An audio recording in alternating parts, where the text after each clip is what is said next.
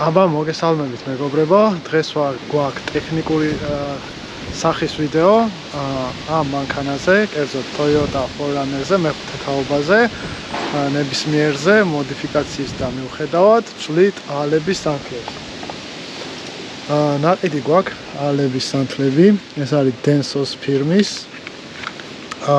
მოდელი.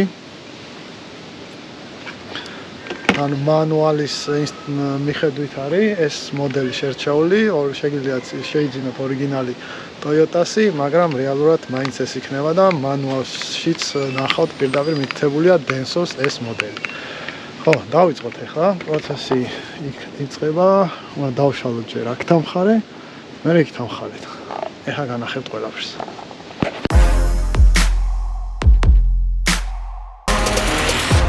პირველ რიგში უნდა მოვხსნათ ეს ხუფი. შემდეგი ნაბიჯი არის აი ამ ნაწილის მოხსნა, ანუ აი ეს intake-ი, ეგრეთ წოდებული ჰაერის შემშვები. ჯერ აქ სამ ცილინდრზე შევცვლით და მერე უნდა გადავიდეთ იქით ამ ხალეს.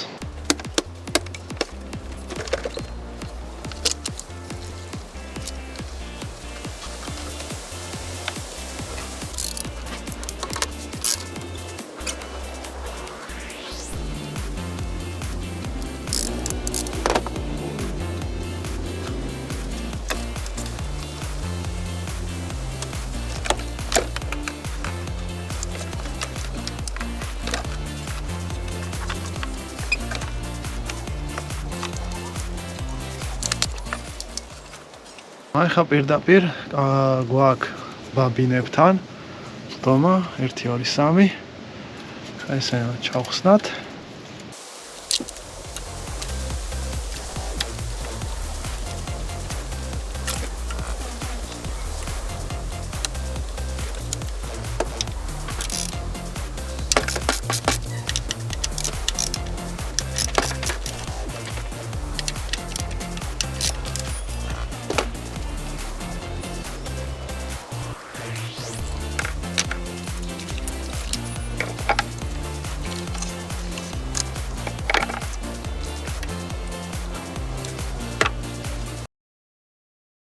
თან შევამოწმოთ როგორ გამოიყურება ჩვენი ბაბინები. ამას მნიშვნელობა არ აქვს, რომელი სად დაერთდება, ასე ვთქვათ, არანაირი განსხვავება არ არის. არანაირი ბზარი, არაფერი მექანიკური დაზიანება არ უნდა კონდეს, ხო ეს მიაქცევთ ყურადღება ეს რეზინები, საფენები, ასე ვთქვათ, გასათვალისწინებელია, ანუ ამათ არანაირი დეფექტი არ აქვს. და შეგვიძლია ახლა უკვე მივიდეთ და ამოვაძროთ. ამისთვის დაგჭირდება ალბათ ეს, ხო? სავარაუდოდ. ახალ სანთელზე მოვაზომოთ, თუ ეს არის წესით ეს უნდა იყოს, ხო? ესეთი რაღაცა იჭერს იქ რეზინის გამო, ნუ ეს გეცოდინებათ. ხო, ესე იგი, დავიწყეთ.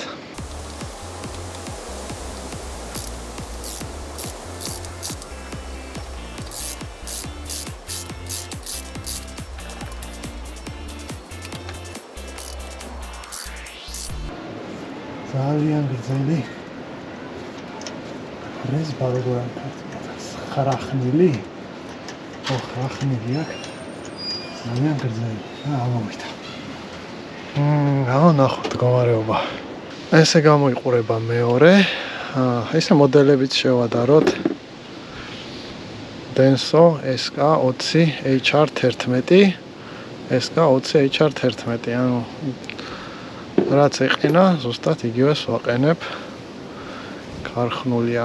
ამერიკაში ეს შეცვლილი იყო, მაგრამ არ ვარ დარწმუნებული, იყო თუ არა შეცვლილი, მაგრამ მდგომარეობის მიხედვით სავარაუდოდ მართლა შეცვლილი გქონდათ. თუმცა არ არის პრობლემა, ჩვენ კიდე ერთხელ შევცვლით. ხო, აქ სანამ ამოღებულია ასე ვთქვათ, რამე ჩავარდეს, ჩაუფინოთ ქაღალდი დროებით.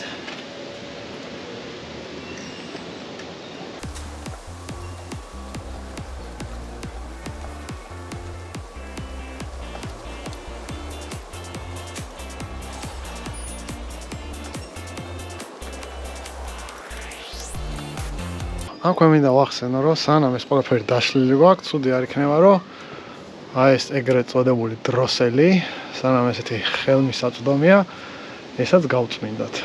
ამას კიდე ცალკე ჯერ მოდი მოვრჩეთ ახლა. დაყენება დავასრულოთ და მერე მივადგეთ მაგას. დაყენების დროს არაფერი, ყველაფერს უკუღმა პირიქით მიმართულებით ვაკეთებთ. ერთადერთი გასათვალისწინებელია, გეცოდინებათ, რომ ეს არ უნდა დაუჭიროთ ძალიან ძლიერად. ბლოკი ალუმინია, შესაბამისად, ძალით დაჭერის დროს შეიძლება დავაზიანოთ.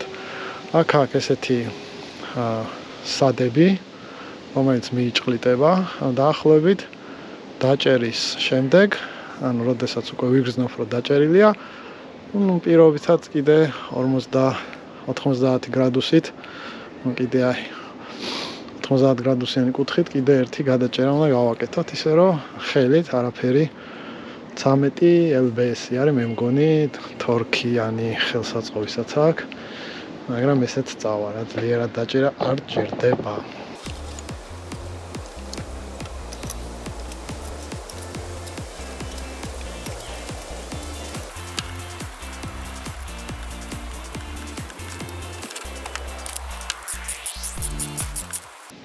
დაეჭირა და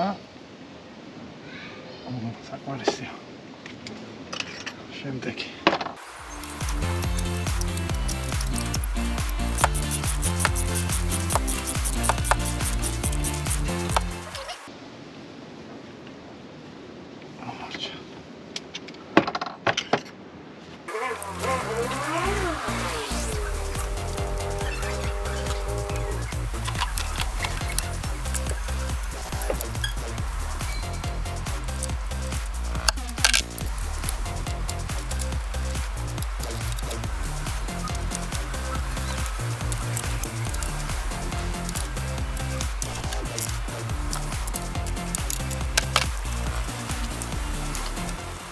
აი აქვე ბარემ რადგან ეს დაშლილი გვაქვს, მოდი მოვხსნათ და აი აქ არ დგას მაფის სენსორი და ეგაც გავწმინდოთ რა იცი რა ხდება.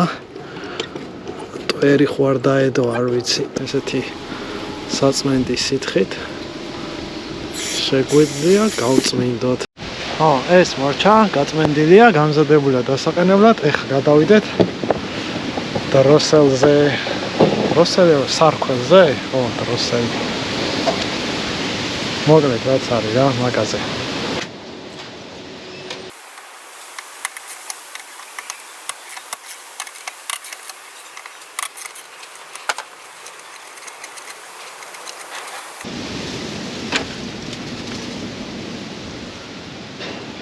ეხლა გაწმენდითი პროცედურები.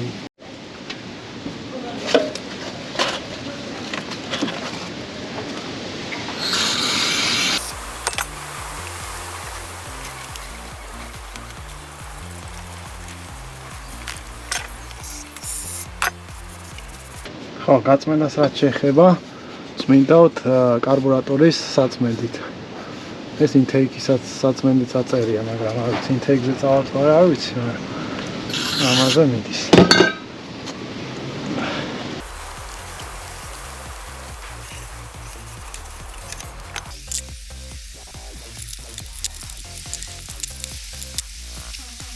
ეს რეზინი გადავწმინდე AVD-40-ით, რა ვიცი. აგრესიულია და არ მინდა რომ ეს დააზიანოს, ამიტომ ცალკე გავწმინდე კიდე. ახლა ავაწყოთ.